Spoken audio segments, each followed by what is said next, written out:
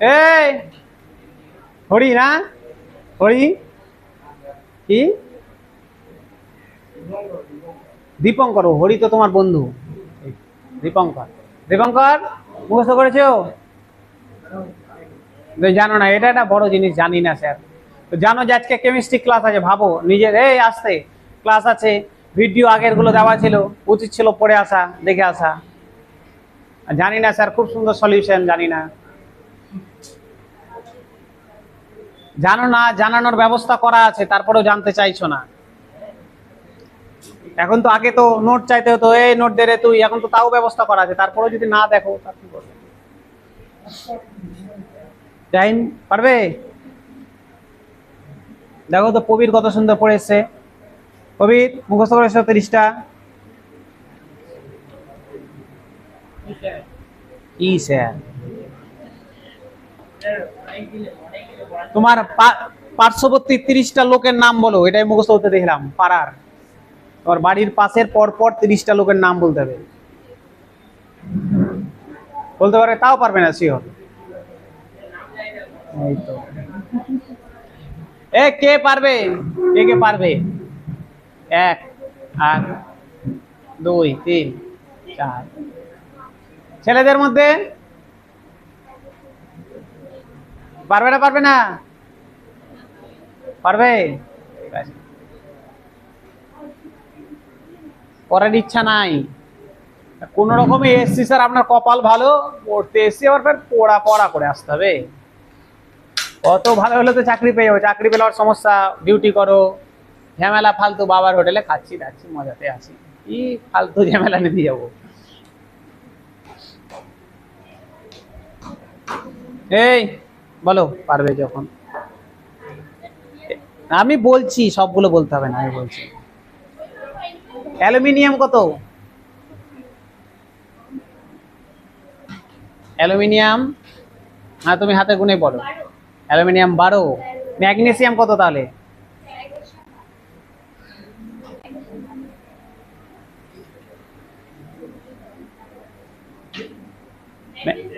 Magnesium 12, aluminium 13। ঠিক, 13। এ বলো, বলো হচ্ছে, কি বলবে? জিঙ্ক বলো কত? জিঙ্ক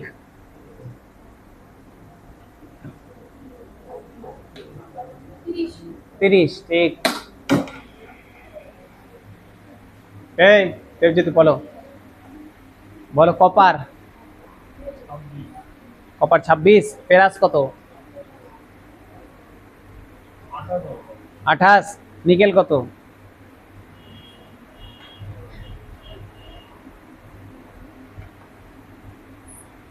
কোনো হাতে কোনো,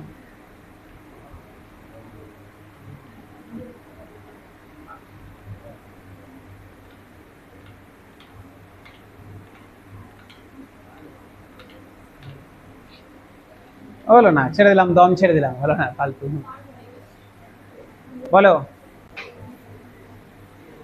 কপার কত? হুম, 29 কপার। ঠিক। আর কে পারবে এদিকে ছেলেদের মধ্যে? পারবে? ক্রোমিয়াম কত? ক্রোমিয়াম 24। সালফার? দেখে দেখে 16। ঠিক, সালফার 16। আজকে আর মারলাম না স্যার, কি আর মারবো। আবারও বলছি স্যার, 30টা 1 থেকে শুরু করে 30 পর্যন্ত মুখস্থ রাখবে। ঠিক আছে, যতদিন শ্মশানে যাবে না ততদিন কাজে লাগবে। লাস্ট যেদিন মোড়ে শ্মশানে চলে যাবে, সেদিন তোমার সাথে সাথে 30টাও পুড়ে যাবে বা মাটির তলায় কবরে চলে যাবে। তার আগে পর্যন্ত কিন্তু লাগবে, পড়বে। ঠিক আছে, এবারে কে যেন বলছিলে 30টা, বলো তো পরপর। বলো, বলো একই।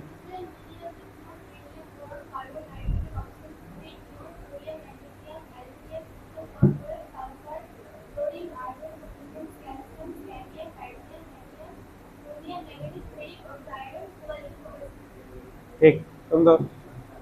আর কে বলবে? বলবে? বলো।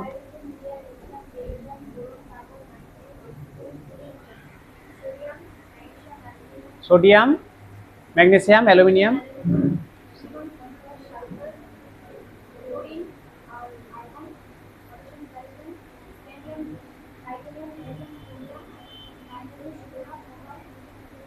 ঠিক, বাহ। আর বলবে কেউ? বলো।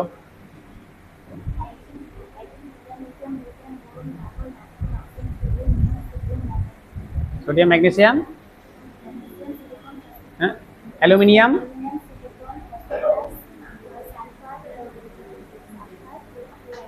ক্লোরিন, আর্গন, তারপরে পটাশিয়াম, ক্যালসিয়াম,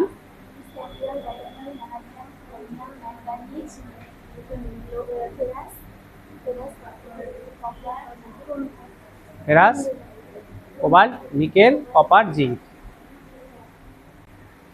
ঠিক আছে, তিনজন তো কত মেয়েদের দিক থেকে বলো, ছেলেদের দিক থেকে কেউ মান সম্মান বাঁচাও। হ্যাঁ বলো। এই বসে বসে, বাপরে, অত অত সম্মান লাগবে না, বসে বলো। হ্যাঁ। Sodium, magnesium, aluminium, silicon, phosphorus, sulphur, chlorine, argon, potassium, calcium, scandium, titanium, vanadium, chromium, manganese, copper, ferrous, manganese, ferrous, cobalt, nickel, copper, zinc. বাহ। আর কেউ? আর কেউ? আর তো কেউ বলতে পারে স্যার বরযাত্রী এসছি, কি বলবো স্যার, বরযাত্রী এসছি বিয়েতে। চলো আসি, ভালো কথা। ধরে নিলাম জানো, বাড়ি থেকে করে নিবে, না হলে কিছু করার নেই। ধরে নিলাম আমরা জানো তুমি।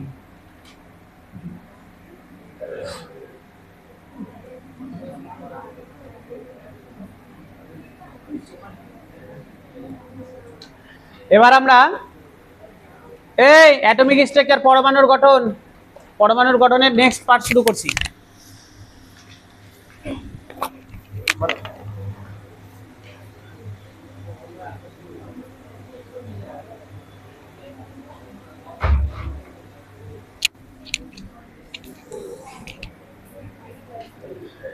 আচ্ছা, শুরু করছি এর পরের পরের পার্ট, ওই চ্যাপ্টারই নেক্সট অঙ্ক শুরু করছি। যারা দেখোনি আগের ক্লাসগুলো কিন্তু দেখে নিও, বারবার বলছি। আচ্ছা, আইসোটোপ কাকে বলে জানা আছে কারো? আইসোটোপ কাকে বলে? আইসোটোপ জানা আছে? বলো। বলবো, অবশ্যই বলবো, যদি জানা থাকে বলো। আইসোটোপ কাকে বলে? যাদের, আমি ডেফিনেশন জানতে চাইনি, একদম তুমি পাতি ভাষা বলো এই জিনিসটা আইসোটোপ, বাস হয়ে গেল গল্প। ভর সংখ্যা সেম থাকবে একদম, তাই তো? না স্যার, যদি ভর সংখ্যা সেম থাকে তাকে আইসোবার বলে। আইসোটোপ হচ্ছে টোপ টোপ প প প্রোটন সংখ্যা সমান। যাদের প্রোটন সংখ্যা সমান তাদের আইসোটোপ বলে। যাদের প্রোটন সংখ্যা সমান কিন্তু ভর সংখ্যা আলাদা, তারা হচ্ছে আইসোটোপ। তাহলে স্যার ধরে নাও, আমি একটা উদাহরণ লিখি। ধরে নাও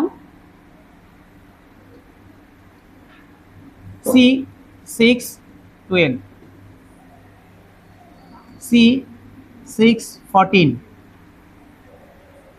দেখো দুটোরই, দেখো প্রোটন সংখ্যা, এটাই তো প্রোটন সংখ্যা যেটা নিচে থাকে, ওপরেরটা ভর সংখ্যা।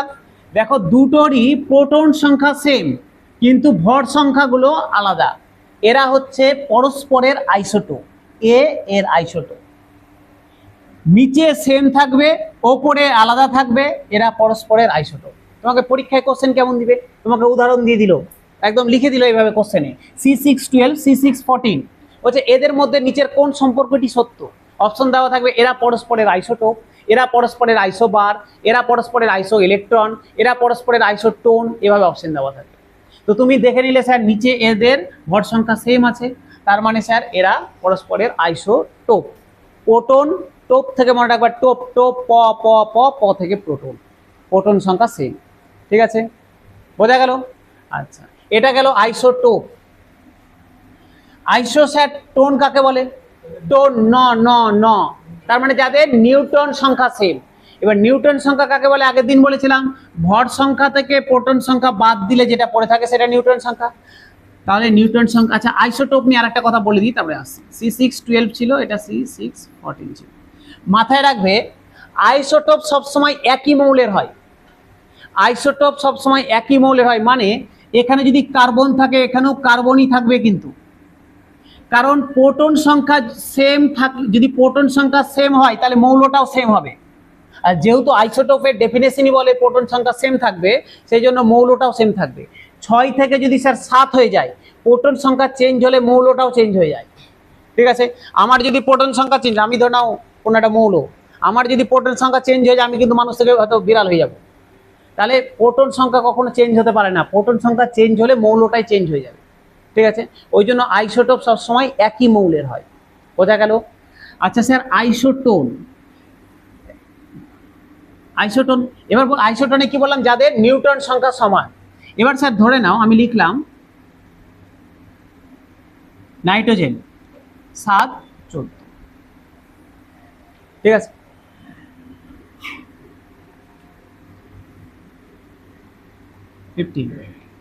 বা এটাকে 16 করলাম, এটাকে 15 করলাম।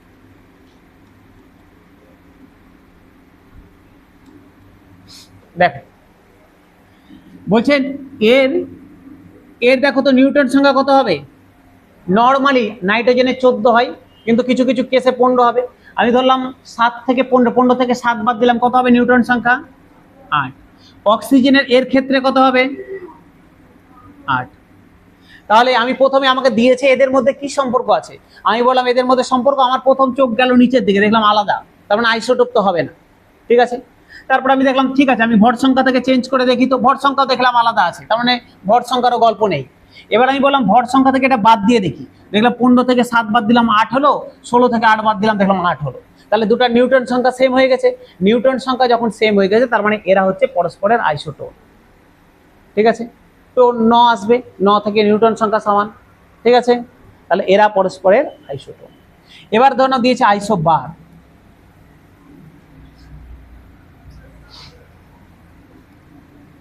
আর্গন দিলাম 18, 40, ক্যালসিয়াম 20, 40। ঠিক আছে, আবার দিয়েছে এদের মধ্যে কি সম্পর্ক। আমরা এবার আসছি আইসোবারে। আইসোবার মনে হচ্ছে যাদের ভর সংখ্যা সমান। ভর সংখ্যা কাকে বলে? ওপরে যারা থাকে তারাকে ভর সংখ্যা বলে। দেখো এখানেও 40 আছে, এদেরও এখানেও 40 আছে, তা আমি দেখলাম দুটোরই 40 40 করে মাথার উপরে দেওয়া আছে, তার মানে এরা পরস্পরের আইসোবার। আইসোবার, আইসোবার যদি হয় তাহলে ভর সংখ্যা সমান হবে। বোঝা গেল? বুঝতে পারলে? পারা গেল আইসোবার। দেখাচ্ছি একটু পরে ছবিগুলো। আইসোবার। এবার হচ্ছে আইসো ইলেকট্রন, যাদের ইলেকট্রন সংখ্যা সমান। ধরে নাও দেওয়া আছে এরকম,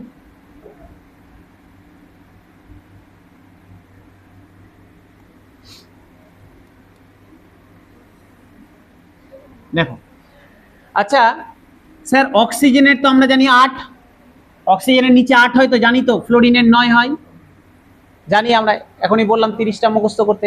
অক্সিজেনের 8, ফ্লোরিনের 9। আগের দিন মনে করো, আগের ক্লাসে মনে করো কি বলেছিলাম, মাথার উপরে 2 মাইনাস দেওয়া আছে মানে কি, এই প্রথম কথা হচ্ছে 8টার মানে কি, 8টা প্রোটন আছে, 8টা ইলেকট্রন আছে। ঠিক আছে, আচ্ছা এবার এই 2টা কিন্তু ভেবো না এটা ভর সংখ্যা, এটা দেওয়া আছে চার্জ, এমনি এর ভর সংখ্যা কিন্তু 16, এখানে মাথার উপরে -2 দেওয়া আছে। এই -2টার মানে কি, যে এ 2টা ইলেকট্রন কি করেছে, গ্রহণ করেছে। যদি ছেড়ে দিত তাহলে প্লাস হতো, গ্রহণ করলে মাইনাস। আমি ধরে নাও আমি ব্যবসায়ী, আমি লোকজনকে টাকা ধার দিচ্ছি, আমি দাতা, আমি পজিটিভ, যে নিচ্ছে সে নেগেটিভ। তুমি টাকা লোন নিলে, ধার নিলে তুমি নেগেটিভ, যে দিলেও পজিটিভ। আমি তোমাকে টাকা দিচ্ছি, আমি দাতা, আমি পজিটিভ, তুমি লোন নিচ্ছ, তুমি নেগেটিভ। তো মনে রাখবে মাইনাস আছে মানে ও নিয়েছে। তো অক্সিজেনের নর্মালি কটা ইলেকট্রন? 8টা, মাথার উপরে -2 আছে মানে আরো 2টাও এক্সট্রা নিয়েছে, তার মানে এখন এর ইলেকট্রন কটা? 10টা। নর্মালি অক্সিজেনের 8টা, কিন্তু অক্সিজেন -2 আছে মানে এর 10টা হয়ে গেল। আচ্ছা ফ্লোরিনের কটা? 9টা, কিন্তু ফ্লোরিনের দেখো মাইনাস শুধু 1 আছে, কিছু দেওয়া নাই মানে 1 আছে, তাহলে ফ্লোরিন একটা নিয়েছে, তাহলে কটা হবে ফ্লোরিনের? 10টা হবে। তাহলে ফ্লোরিনের ক্ষেত্রে এর ক্ষেত্রে ইলেকট্রন 10টা। তাহলে দেখো তো দুটোর ইলেকট্রন সেম হয়ে গেল না, তাহলে এরা পরস্পরের আইসো ইলেকট্রন। আইসো ইলেকট্রন। ঠিক আছে, যদি আইসো ইলেকট্রনের ইউজটা কম, আইসোটোন, আইসোটোপ, আইসোবার, এই তিনটাই বেশি থাকে। বোঝা গেল? গেল স্যার।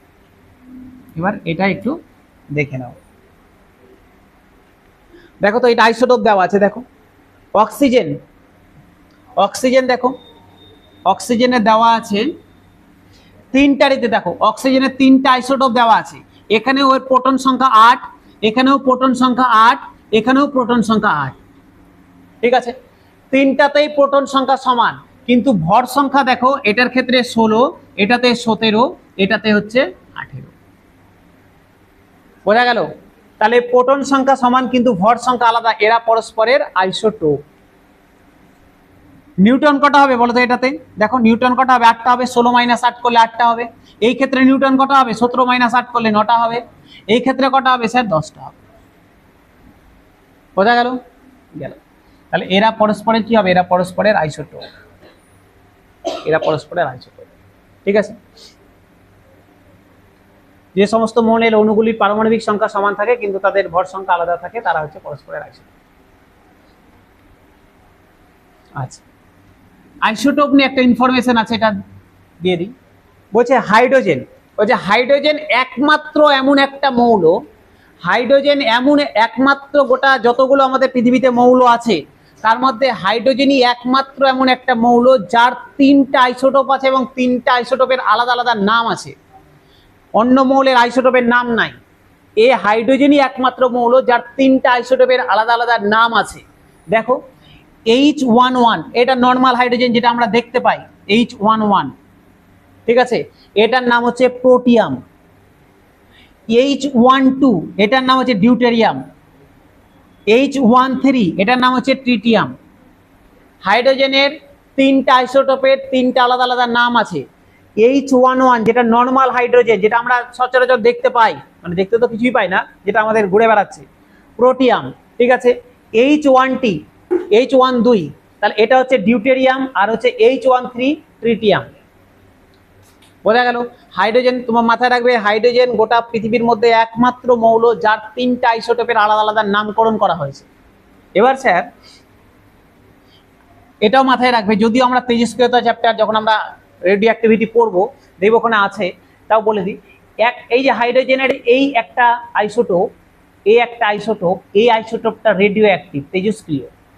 পরীক্ষায় কোশ্চেন দিবে হাইড্রোজেনের কোন আইসোটোপটি তেজস্ক্রিয়?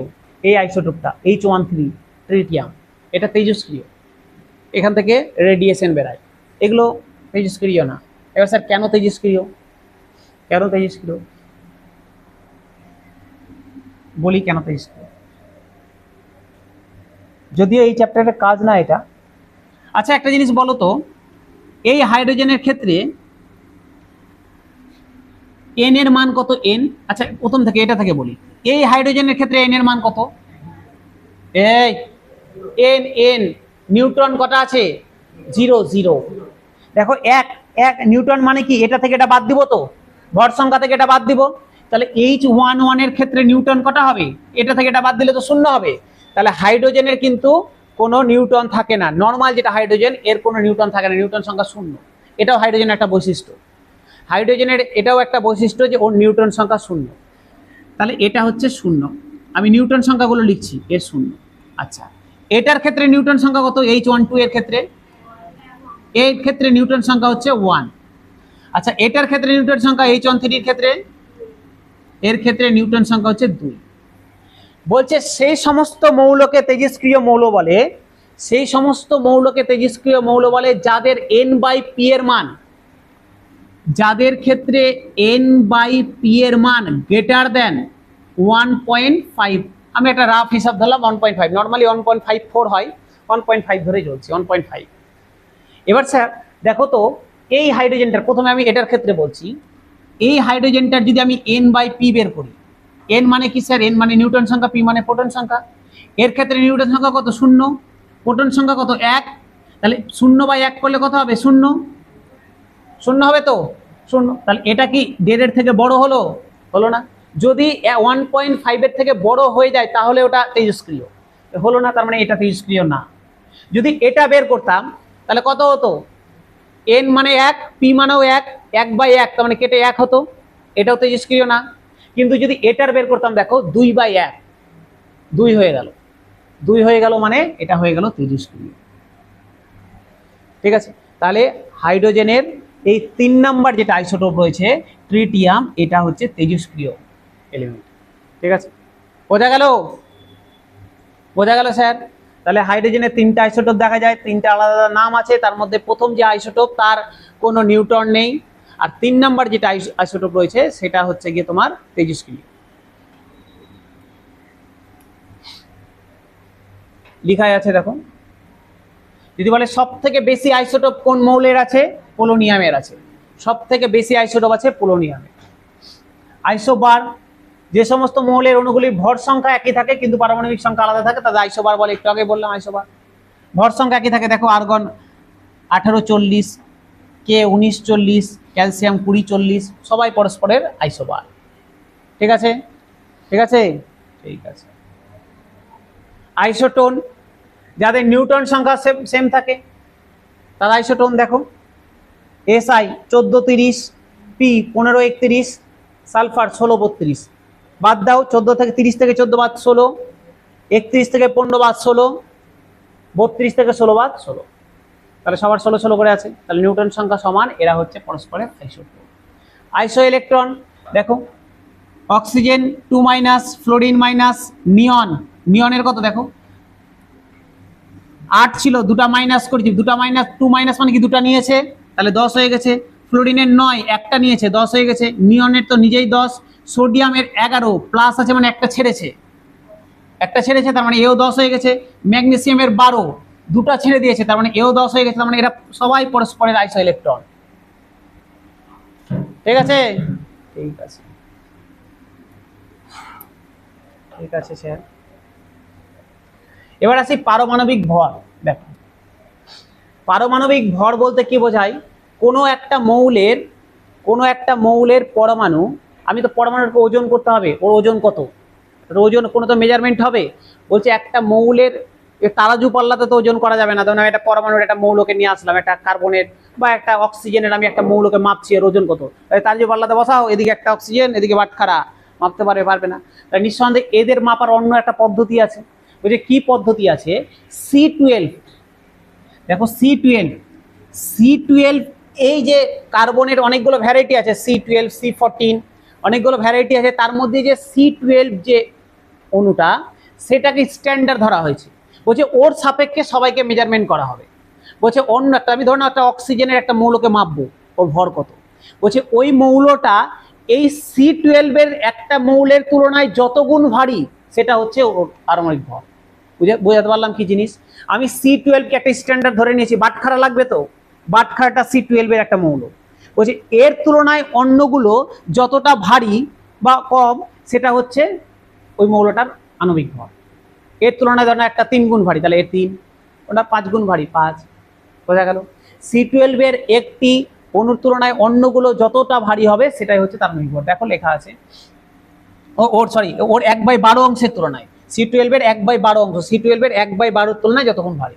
তো দেখো, mass of the one atom of carbon C12, carbon C12 একটা আমি অ্যাটম নিব, তার 1/12 অংশ করব, 1/12 অংশ করা হলো, এর তুলনায় আমি যেটাকে মেজারমেন্ট করতে চাইছি, অক্সিজেন চাইছি, নাইট্রোজেন চাইছি, যেটাকে করতে চাইছি সেটাকে ওজন করব, এর তুলনায় ওজন করব, যেটার সাপেক্ষে করি ওটাকে নিচে রাখি, C12 সাপেক্ষে করছি ওটাকে নিচে রেখেছি, যেটাকে বের করতে চাইছি ওটাকে উপরে রাখবো। বোঝা গেল। তাহলে কার্বনের একটা C12 একটা অণু নেব, তার 1/12 মাসের তুলনায় অন্যগুলো যত গুণ ভারী সেটাই হচ্ছে তার আণবিক ভর, এটাই বের করতে দিয়েছে, অ্যাটমিক মাস। ঠিক আছে, সমস্যা নাই, নাই তো, বোঝা গেল।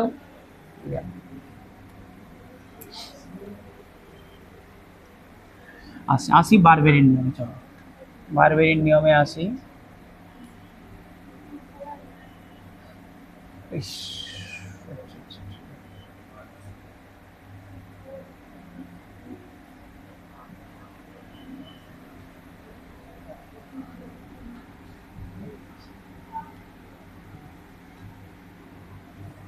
দেখ, এবার আসছি ইলেকট্রন বিন্যাসে, মেন জায়গাতে, এতক্ষণ ধরে যা গল্প হলো, গল্প সব শেষ, এবার কেমিস্ট্রির মেন জায়গাতে ঢুকছি, ইলেকট্রন বিন্যাস কিভাবে বারবেরির নিয়মে আসলো।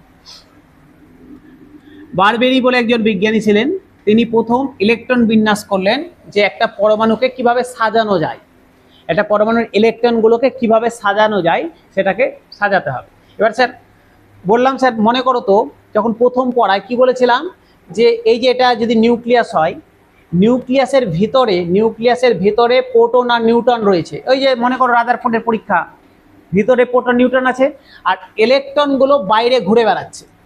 ইলেকট্রনগুলো বাইরে নিজের ইচ্ছা মতো ঘুরে বেড়াচ্ছে, এরকম করে বাইরে ঘুরে বেড়াচ্ছে, বাইরে ইলেকট্রন ঘুরে বেড়াচ্ছে। এবার গল্প হচ্ছে ঘুরে তো বেড়াচ্ছে, কিন্তু কেমন ভাবে ঘুরছে, এটা তো পথ হবে ঘোরার। কটা ঘুরছে, কটা? এটাতে ধর না দুটো আছে, এখানে 8টা আঁকলাম, তারপর এটাতে 16টা আঁকবো বা 32টা আঁকবো, যেভাবেই আঁকি। ওই যে একটা নির্দিষ্ট নিয়ম আছে, ইচ্ছা মতো না যে এখানে 2টা, কারো 3টা, কারো 5টা, এরকম হয় না। ওই যে একটা নিয়ম মাফিকই ঘোরে। বোঝা গেল? তুমি তো না ঘুরতে বেড়াবে, এমন তো না দুপুরবেলা বেরিয়ে গেলে ঘুরতে। ঘোরারও দেখবে ছেলেদের ঘুরতে যাওয়ার টাইম থাকে, সকালবেলাও যায় না, এখন বিকালে সন্ধ্যার টাইমে ঘুরতে বেড়ালো সাইকেল নিয়ে, ঠিক আছে? এখন ভাইরাল তালতলাতে যাবে ঘুরতে সন্ধ্যার টাইমে। তো ব্যাপার হচ্ছে একটা টাইম থাকে, একটা টাইমে ঘুরতে বেড়ায়। তো এরকম ব্যাপার হচ্ছে, এই যে ইলেকট্রনগুলো যে ঘুরছে, এদের একটা টাইম আছে, একটা নির্দিষ্ট পথ আছে, একটা নির্দিষ্ট সংখ্যা আছে, ইচ্ছা মতো যা ইচ্ছা ঘুরতে পারে না, ঠিক আছে? তো এই সংখ্যাটায় কোন কক্ষপথে কটা ইলেকট্রন থাকবে, কিভাবে ঘুরবে, এই নিয়মটা আবিষ্কার করেছিল বারবেরি। ওই নিয়মটাই শিখতে যাচ্ছি কিভাবে ঘুরছে। চলো দেখো। বলছে ধরে নাও সোডিয়াম, ভালো করে মন দিয়ে শুনবে, মেন জায়গা কিন্তু এটাই। সোডিয়াম 11, সোডিয়ামের 11টা প্রোটন আছে, 11টা ইলেকট্রন আছে, আর ভর সংখ্যা 23। তা আমার ভর সংখ্যা নিয়ে কাজ নাই, আমার কাজ হচ্ছে এটা নিয়ে 11। আমি এটা ছবি আঁকার চেষ্টা করছি, এই ছবিটা কিভাবে আঁকবো সেইটাই আঁকার নিয়ম বলেছে বারবেরি। বলছে এর ভিতরে প্রোটন আর নিউট্রন আছে, এটা নিয়ে আমার গল্প না, আমার গল্প ইলেকট্রন নিয়ে।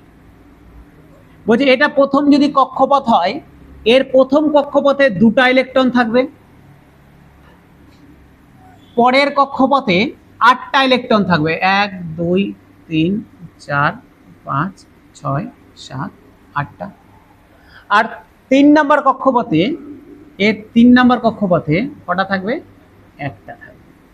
এবার গল্প স্যার বলে তো দিলেন 2টা থাকবে, 8টা থাকবে, 1টা থাকবে, কিভাবে বুঝবো আমরা? বলছে এই বোঝার নিয়মটাই শোনো। বারবেরি কি বলছে, বারবেরি বলছে কটা করে, কোন কক্ষপথে কটা করে ইলেকট্রন থাকবে তার নিয়মটা হচ্ছে 2n স্কয়ার। এই নিয়ম মেনে থাকবে 2n স্কয়ার। এবার n মানে কি স্যার? n মানে কক্ষপথের সংখ্যা। দেখো প্রথম কক্ষপথে কটা ইলেকট্রন থাকবে, আমি n এর জায়গাতে 1 বসিয়ে দাও। n এর জায়গাতে যদি 1 বসাই তাহলে 2 × 1 এর স্কয়ার না, 1 এর স্কয়ার। তাহলে 2 × 1 এর স্কয়ার করলে কটা হবে? 1, সরি 2, 2 × 1 করলে 2। তাহলে প্রথম কক্ষপথে কটা থাকবে স্যার? 2টা ইলেকট্রন থাকবে। বলছে 2 নাম্বার কক্ষপথে কটা ইলেকট্রন থাকবে, তাহলে n এর জায়গাতে 2 বসিয়ে দিই, 2 × 2 এর স্কয়ার। 2 × 2 এর স্কয়ার করলে কত হবে? 2 × 4, 4 দুগুণা 8। তাহলে দ্বিতীয় কক্ষপথে কটা থাকবে স্যার? 8টা থাকবে। বোঝা গেল?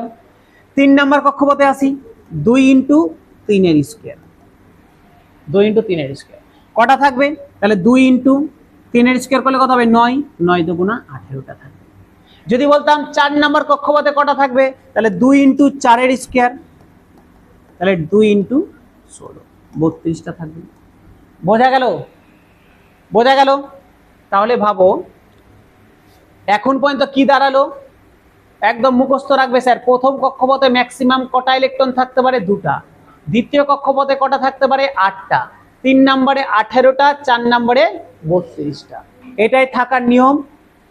সোডিয়ামের ছিল কটা? 11টা। আমি 11টাকে সাজাচ্ছি, প্রথমটাতে নিয়ম মতো পরপর আসবে। প্রথমটাতে 2টা থাকতে পারে, আমি 2টো দিয়ে দিলাম, হয়ে গেল। 2 নাম্বার কক্ষপথে কটা থাকতে পারে? 8টা। 2 নাম্বার কক্ষপথে 8টা দিয়ে দিলাম, তাহলে 2 8 10টা হয়ে গেছে দেওয়া। 3 নাম্বার কক্ষপথে কটা থাকতে পারে? 18টা। কিন্তু ভাবো তো ওর কাছে তো আছেই 11টা, আমার থাকতে পারে 18টা, ঠিক আছে, কিন্তু ওর কাছে তো বেঁচে আছে 11টা। এবার ভাবো তো 11টা যদি থাকে, তার মধ্যে 10টা দেওয়া হয়ে গেছে, 2 আর 8 10টা শেষ, তাহলে আর কটা পড়ে আছে? 1টা। তাহলে 3 নাম্বার কক্ষপথে 1টা দিই। 3 নাম্বার কক্ষপথে আমি হাইয়েস্ট 18টা পর্যন্ত দিতে পারতাম, না আমার কাছে পড়েই আছে 1টা। বোঝা গেল? ধরো আমি বিয়ে বাড়ি খেতে গেছি, আমি 18টা মিষ্টি খেতে পারবো, জায়গা আছে আমার এখনো 18টা মিষ্টি খাওয়ার, কিন্তু যে মিষ্টি দিচ্ছে ওর কাছে 1টাই পড়ে আছে, আমাকে 1টাই খেতে হবে, উপায় তো নাই। ঠিক আছে, আমার ধর আমি 3 নম্বরে খেতে বসেছি, ওরা দুজন বসে, তারপর আমি বসেছি। ওর প্রথমে জনের কাছে গেছে, কটা মিষ্টি দিব, মিষ্টিওয়ালা বালতিতে করে 11টা মিষ্টি নিয়ে এসছে। ওকে কটা দিব, ওই যে দুটোর বেশি পারবো না, ওকে 2টো দিয়ে দিল। আগে ওর পেট না ভর্তি করে পরের জনের কাছে আসবে না কিন্তু, 2টো দিবে, কম আছে রে তুই একটা খা, এরকম হবে না কিন্তু। আগে ওর পেট ভর্তি করবে, তারপর সেকেন্ড জনের কাছে আসবে। 2টো দিয়ে দিল, তাহলে ওর কাছে পড়ে আছে কটা, 11টার মধ্যে 9টা। দ্বিতীয় জন ওকে জিজ্ঞাসা হচ্ছে কটা, বলে আমি 8টা খেতে পারবো, ওকে 8টা দিয়ে দিল। ঠিক আছে, ওরও পেট ভরে গেল। এবার আমি বসে আছি, অতভাগার মতো 18টা খাবার জায়গা আছে, পেট খালি করে 18টা নিয়ে বসে আছি। ও বলছে না, আমার কাছে বালতিতে একটা পড়ে আছে। দাও তাহলে একটাই, পড়ে যখন একটা আছে। এই হচ্ছে এটারও গল্প, বোঝা গেল? তাহলে অন্য যদি আমি অন্য কোনো কিছু বের করতে দিই, পারবে না করতে? পারবে তো? বের করে বলো তো স্যার, ক্লোরিন Cl 17 কটা স্যার? প্রথমেরটাতে 2টো, তারপরটা 8টা, 8 দিয়ে 10টা হয়ে গেল, তারপরে 7টা হয়ে গেল 17টা। বাহ, পারবে তাহলে করতে সবাই? পারবে। চলো আরো দিই তাহলে, পারবে যখন, মজা যখন লাগছেই। ক্যালসিয়াম,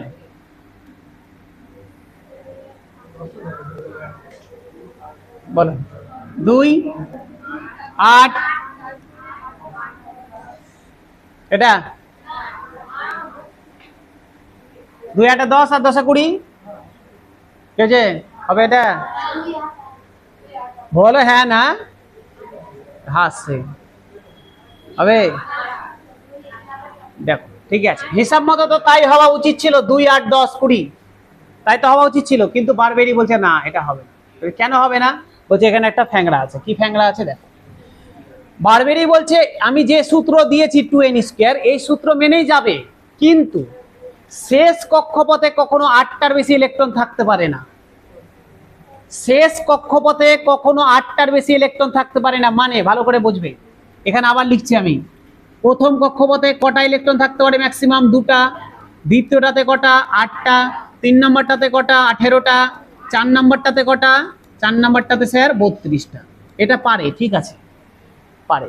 এই পারা অনুযায়ী 2 8 10 ঠিকই ছিল, 18টা পারে, আমি 10টা দিলাম, ঠিক আছে, অসুবিধা নেই। কিন্তু বারবেরি বলছে যদি এটাই ওর শেষ কক্ষপথ হয়, দেখো তো এটাই তো শেষ, 3 নম্বরটা তো শেষ, এরপরে তার নাই কিছু, এটাই শেষ। বলছে যদি এটা শেষ হয়, শেষটা কখনো 8-এর বেশি দিয়ে শেষ হবে না। তার মানে 10 হয়ে গেছে, মানে 10-এ শেষ হবে না, 8 বা 8-এর কমে শেষ হবে। তখন আমরা করব কি, এটাকে 8-এ ভেঙে দেবো আর 4 নম্বরে 2টা দিয়ে দেবো। বোঝা গেল? মানে কেমন হলো বলো তো? বেঞ্চে খেতে বসেছে 3 জন, এবার ধরে নাও ও নিয়ে এসছে 20টা মিষ্টি, সেম জিনিস 20টা মিষ্টি নিয়ে এসছে। আগের বারে 11টা নিয়ে এসেছিল, আর একটা বিয়ে বাড়ি গেছি, ওরা দুজনই এসছে, আবার একসাথে পড়েছি 3 জন বেঞ্চে। শুরু করেছে 2টা দিল, এই 2টা দিল, 2টার গল্প শেষ। পড়ে আছে কটা? 18টা। 18টা দিতে ওকে দিয়ে দিল 8টা, পড়ে আছে 10টা। এবার আমি 18টা খেতে পারবো, আছে 10টা, এমনি আমার মন খারাপ, 8টা কম আছে, বললাম দাও 10টায়, 10টা আছে তো 10টাই দাও। আমার কাছে 8টা দিয়ে, বলছে আর দিব না আপনাকে। বলে কেন? বলে আপনি শেষ মাথাতে বসেছেন, শেষ মাথাতে 8টার বেশি দেওয়ার নিয়ম নয়, আপনাকে 8টা দিয়ে চলে যাওয়া আবার পরের বেঞ্চে। ওকে দিয়ে দিল 2টা। ওই শেষ যে ব্যক্তি, ওকে 8টার বেশি মিষ্টি দিতে পারবো না। বোঝা গেল? এই গল্প এখানে। যদি এমন হতো, সাপোজ ধরো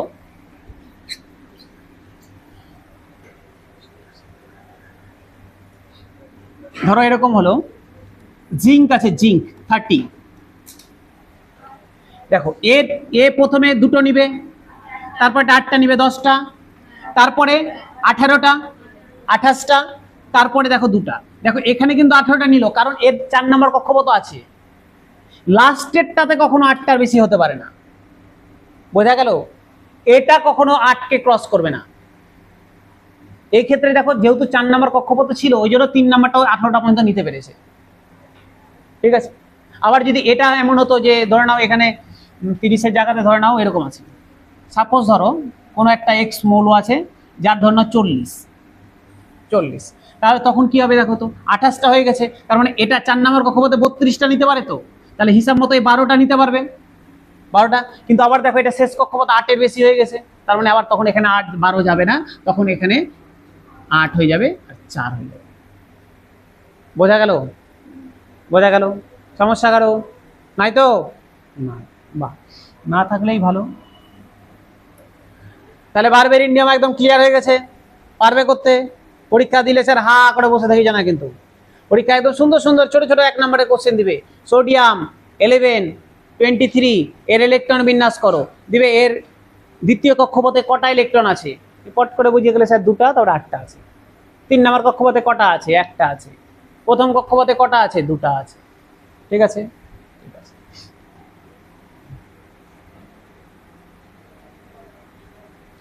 আচ্ছা হ্যাঁ, কক্ষপথগুলোর নাম বলা হয়নি, কক্ষপথগুলোকে প্রথমটার নাম কে, তারপরে এল, তারপরে এম, তারপরে এন। ঠিক আছে, কে এল এম এন। এটা উদাহরণ দেওয়া আছে, যে বললাম ওই উদাহরণই দেওয়া আছে। চলো নেক্সট আসি।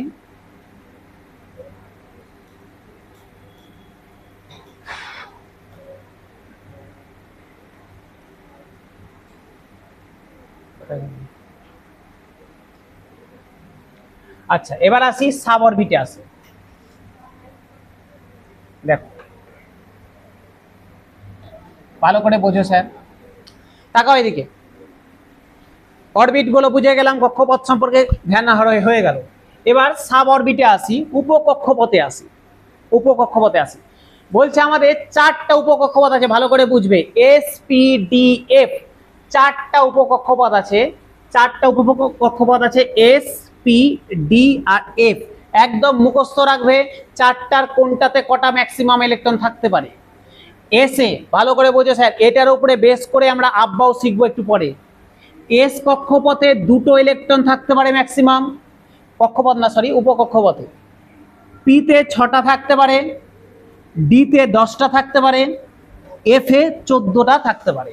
ঠিক আছে, এবার তোমার কাছে গল্প হচ্ছে স্যার কি জিনিস এসপিডিএফটা, একটু আগে তো কক্ষপথ বললেন, বুঝে গেলাম যে কক্ষপথ ইলেকট্রন ঘুরছে। উপকক্ষপথ আবার কি জিনিস বলছে, আমরা যতটা সহজভাবে ভাবছি এই যেরকম করে ঘুরছে, এতটা সহজ না। ব্যাপারটা হচ্ছে ধরো এটা প্রোটন প্লাস নিউট্রন আছে, এর একটা প্রথম কক্ষপথ কে, ভালো করে বুঝবে কে। এই কে কক্ষপথে কটা ইলেকট্রন আছে, 2টো। কে কক্ষপথে আছে 2টো ইলেকট্রন। এ চাইলে কিন্তু মানে এই কক্ষপথে ঘুরবে, কিন্তু চাইলে কিন্তু ওর ইচ্ছা মতো যেদিক সেদিকে ঘুরতে পারবে না। এদের একটা অবস্থান আছে, এদের একটা অবস্থান আছে। এই অবস্থানটাকেই উপকক্ষপথ দিয়ে দেখো না, যদি পাতি, এটা স্যার যদি ডিটেলস বলতে আরো কঠিন কেমিস্ট্রি হয়ে যাবে, পাতি ভাষায় বোঝো। একে যদি এর অবস্থান বোঝাতে যাই, একে একটা কক্ষপথে বোঝাতে হবে। যদি আমি পরেরটাতে আসি, ভালো করে বুঝি, যদি পরেরটাতে আসি 8টা আছে, এর এই 8টা ইলেকট্রনেরও বিস্তার 2টো ধাপে হবে, 2টো ধাপে হবে। প্রথম ধাপ 2টো ইলেকট্রন নিয়ে এস হয়ে গেল 8টা, তো পরের ধাপে যে 6টা পড়ে থাকলো, 6টা এই 6টা নিয়ে আর একটা উপকক্ষপথ তৈরি করবে, পি তৈরি করবে। এস আর পি মিলে এল কক্ষপথটা হয়ে যাবে। এল কক্ষপথে তাহলে 2টো উপকক্ষপথ আছে, এস আর পি। যখন তুমি চলে আসবে কে এল এম এ চলে আসবে, তখন 3টা উপকক্ষপথ হয়ে যাবে, এস পি ডি। বোঝা গেল? দেখো যোগ করো 18 বেরিয়ে যাবে। দেখো এস এ শুধু 2টো, প্রথমে কে শুধু 2টো, তারপরেরটাতে এই 2টো আছে 8টা, তারপরেরটাতে এই 3টা আছে 18টা, তারপরেরটাতে এই 4টা আছে 32টা। বোঝা গেল? তো যাই হোক, এটা আমাদের কাজ না পরীক্ষার জন্য, যেটা কাজ সেটাতে আছে। এসপিডিএফ বোঝা গেল। এসপিডিএফ তাহলে এস এ কটা থাকবে, 2টো, তারপরে পরপর 4 করে যোগ করতে করতে যাবে, পরের গুলো বেরিয়ে যাবে। এটাতে 2টা, তারপরে পি এ 6টা, ডি এ 10টা, এফ এ 14টা। ঠিক আছে, সমস্যা নাই? নাই। হ্যাঁ স্যার বলো, বললে কিছু। হুন্ডের নিয়মে আসি, দেখো স্যার হুন্ডের নিয়মে আসি,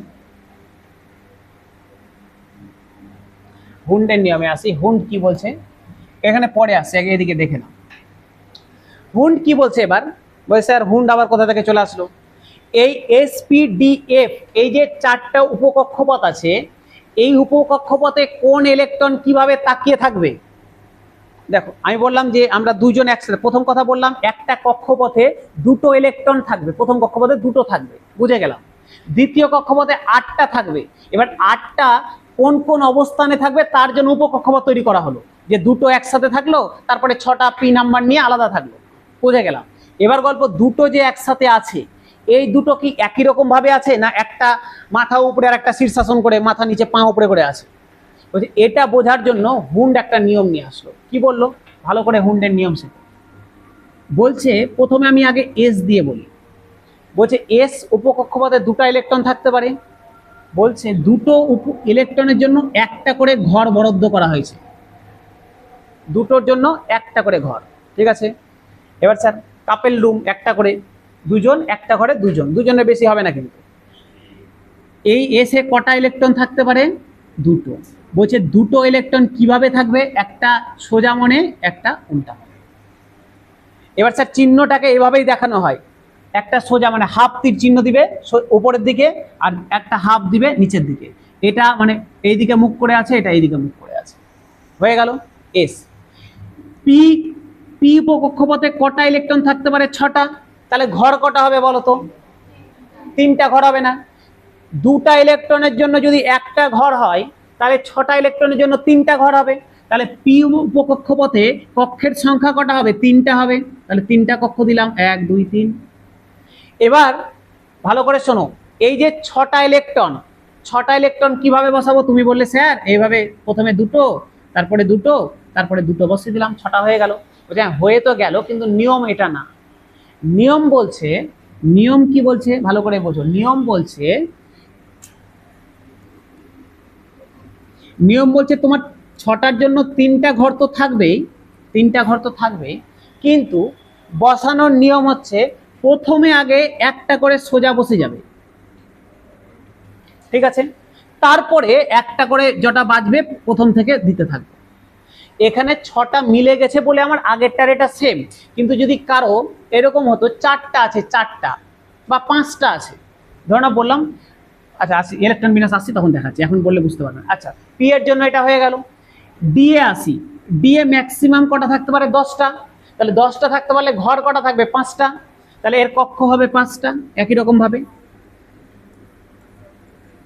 5টা। একটা একটা করে প্রথমে দিয়ে দিব, দিয়ে দিলাম, তারপরে একটা করে উল্টে দিলাম, হয়ে গেল 10টা।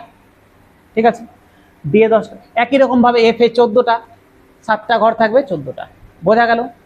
এবার এবার কেন স্যার প্রথমে একটা করে দিলাম আর পরে একটা করে বসালাম? একসাথে দুটো করে বসালে কি অসুবিধা তো এবার বোঝো। ধরে নাও, আচ্ছা এটা থাক, ধরে নাও এরকম আছে, 2 7 9, ধরে নাও আমি তোমাকে ফ্লোরিন বা অক্সিজেন, আমি ধরো তোমাকে অক্সিজেনের উপকক্ষপথ দেখাতে বললাম, কোন ইলেকট্রন কোথায় বসায় যাবে তোমাকে দেখাতে বললাম। তুমি বললে ভালো কথা, প্রথমে এসে যাবে। এস কক্ষপথে কটা আছে? দুটো আছে। তুমি বললে স্যার দুটো, বসিয়ে দিলাম। ঠিক আছে, অক্সিজেনের হবে না, অক্সিজেনের হবে না, অক্সিজেনে মিলে যাবে। অক্সিজেন না, ফ্লোরিন ধরো, ফ্লোরিনের ধরো, ফ্লোরিনের 9, ফ্লোরিনের 9। এবার ফ্লোরিনটা আমি এখানে ভেঙে দেখাচ্ছি, তাহলে বুঝতে পারবে। ফ্লোরিনের 9, তাহলে যদি আমি ইলেকট্রন বিন্যাস করতাম, দেখো তো প্রথম কক্ষপথে দুটো, পরেরটাতে 7টা না? 2 3 4 5 6 7, এটাই তো হবে, এটাই হবে। এবার এই যে দুটো, তাহলে এর জন্য একটা এস উপকক্ষপথ আছে, ভালো করে বোঝো, এস উপকক্ষপথ আছে। এখানে দুটো, একটা কক্ষ আছে, দুটো বসে গেল, গল্প শেষ। আচ্ছা পরে এই কক্ষটার জন্য এটা কে হয়ে গেল এল, এটার জন্য এস আছে আর পি আছে, এস আর পি আছে। তাহলে এস এর জন্য স্যার দুটো ঘর আছে, এনে একটা ঘর আছে, আর পি এর জন্য 3টা ঘর আছে। এটাই তো গল্প। তাহলে দেখো তো আমি এটাকে বোঝাতে চাইছি, এখানে কটা আছে? 7টা। তাহলে এই 7টা এইখানে বসবে, এই 7টা এখানে বসবে। এবার তুমি বললে স্যার প্রথমে আমি এস এরটাতে দুটো বসিয়ে দিলাম, বসে গেল, বাকি পড়ে থাকলো 5টা, 5টা। এবার গল্প হচ্ছে স্যার 5টা আমি এখানে বসাবো, তাহলে আমি আগে একটা করে বসিয়ে দিলাম 3টাতে, হয়ে গেল। তারপরে প্রথম থেকে বসাতে বসাতে যেতে হবে, এখানে দুটো, এখানে দুটো, গল্প শেষ। ঠিক আছে, ধরে নাও এরকম থাকলো,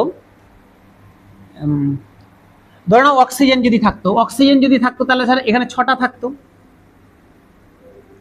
6টা থাকতো তো, তাই তো হতো? হ্যাঁ 6টা থাকতো। 6টা যদি থাকতো তাহলে দুটো বসে গেল, বাকি পড়ে আছে 4টা। তখন তুমি যদি এরকম মনে করো স্যার 4টা পড়ে আছে, এরকম মনে করো, আমি এটাতে দুটো 4টা দিয়ে দিলাম, এটা ফাঁকা থাকবে, এরকম হবে না। আগের একটা একটা করে 3টা দেওয়া হবে, তারপরে আবার প্রথমেরটাতে একটা বসবে। বোঝা গেল? আগে আমি এখানে দিতে দিতে এখানে একটা দিয়ে দিলাম, তিনটা দিয়ে দিলাম, তারপরে তারপরে তারপরে আবার একটা করে দিব, এখানে একটা, এখানে একটা, এখানে একটা দিয়ে দিলাম, তারপরে এখানে আবার একটা দিব। বোঝা গেল? বোঝা গেল? যদি স্যার কোশ্চেন এই যে সেন্ট্রালে দিতে যাও, রেল ফেল দিতে যাও, গ্রুপ ডি দিতে যাবে, তখন কোশ্চেনগুলো একটু ডেপ থেকে জিজ্ঞাসা করবে, তখন কিন্তু ভিতরে গিয়ে জিজ্ঞাসা করবে। আর নর্মাল যদি দিও এত ভিতরে আসবে না, উপর থেকে চলে যাবে। ইলেকট্রন বিন্যাস কি হবে না হবে এটুকুটাতে পার। তোমাকে যাবে না যে এসপিডিএফ এ যাও, এসপিডিএফ এ হুন্ডের নিয়ম অনুযায়ী কোথায় গিয়ে বসবে এইভাবে জিজ্ঞাসা করবে না। তবে তুমি যখন প্রিভিয়াস ইয়ার সলভ করবে দেখবে এমসিকিউ রেলের কোশ্চেনগুলো যখন আসবে দেখতে হবে কিন্তু দিয়েছে, একদম ছক তুলে দিয়েছে, ওরা ছক করে দিয়েছে, ছক করে দিয়ে জানতে চেয়েছে নিচের কোনটা ঠিক। বোঝা গেল কি বলতে চাইলাম? বুঝতে পেরেছো? অসুবিধা থাকলে বলে নাও। নাই এখন তো থাকে না, পরীক্ষা হলে যে কোথা থেকে অসুবিধা চলে আসে। কি হয়েছে? কেমন প্রশ্ন তোমাকে দিয়ে দিল? ওই যে অক্সিজেন ধর নাও, আঁকলাম আমি ছবি, তোমাকে দিল অক্সিজেনের শেষ কক্ষপথে বা তোমার হচ্ছে গিয়ে কে এল কক্ষপথের তোমার হচ্ছে নিচের এল কক্ষপথের জন্য নিচের কোনটি সত্য। এবার চারটা তোমাকে ছবি এঁকে দিয়েছে, একটাতে দুটো দিয়ে দিয়েছে, ফের এরকমও দিতে পারে। কেমন বলো তো? মুখগুলো ভালো করে দেখে নেবে, আছে এরকম কোশ্চেন, মুখগুলো দুটোই উপরের দিকে দিয়ে দিয়েছে। তুই পটাপট জানো একটা একটা করে দিব, তারপরে একটা দিব, কিন্তু এদিকে দেখছো সবগুলোই যেটা দুটো বসিয়েছে দুটোই মুখ উপরের দিকে আসে। অন্য 4 নাম্বার ডি নাম্বার অপশন একটা নিচের দিকে ছিল, পটাপট করতে গিয়ে ওটা গোল করে চলে আসে। মুখ কিন্তু আগে একটা প্রথমের গুলো সব উপরে হবে, তারপরে সেকেন্ড বার যখন দিতে যাবো সব নিচে নিচে মুখ হবে। ঠিক আছে? বোঝা গেল? ভুল করবে না কিন্তু। এটা গেল হুন্ডের নিয়ম।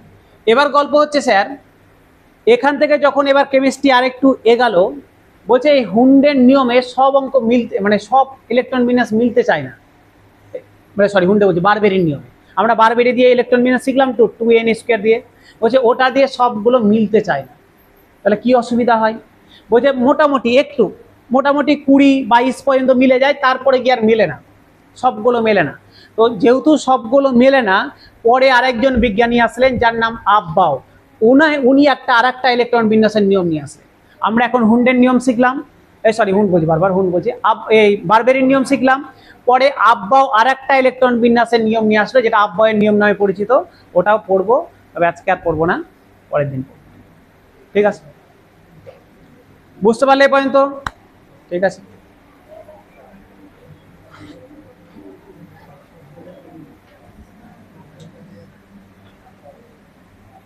কেমিস্ট্রি কিন্তু খুব মজার বলতে মজারের সাথে সাথে আরেকটা, মানে এতদিনের এক্সপিরিয়েন্স নিয়ে বলি, এটা এমন একটা সাবজেক্ট যেটা স্টুডেন্টরা করতে চায় না, এটা সত্যি কথাই।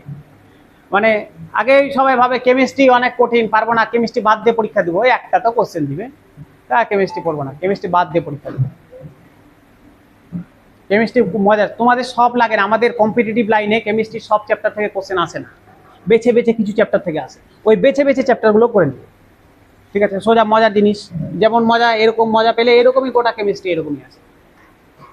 আর কিছু 2-1টা লাস্টের দিকে চ্যাপ্টার আছে ডেলি ইউজ, ওগুলো মুখস্থ করতে হবে, ওগুলো মুখস্থ করবে। চলো ইতিহাস।